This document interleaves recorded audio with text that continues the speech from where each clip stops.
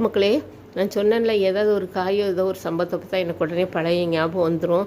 அந்த காலத்தில் உள்ளது 60 வருஷத்துக்கு முன்னால் உள்ள ஞாபகம்.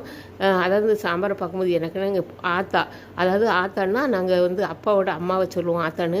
அவர் லீவுக்கெல்லாம் அவங்க வீட்டுக்கு அடம் பிடிச்சி போயிடுவோம் பார்த்துக்கோங்க. எங்கள் அம்மாட்ட அடி வாங்கி கண்ணீர் விட்டு கம்பளமாகி இப்போ எங்கள் பாட்டி வீட்டுக்கு போயிடுவேன்.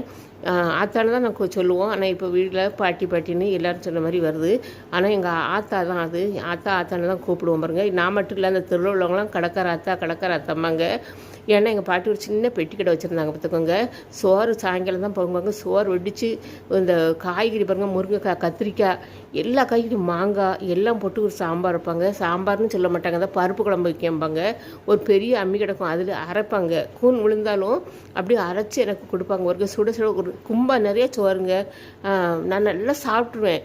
அவ்வளோ அருமையாக ஒரு அன்போடு பரிமாறுவாங்க. இப்போது இந்த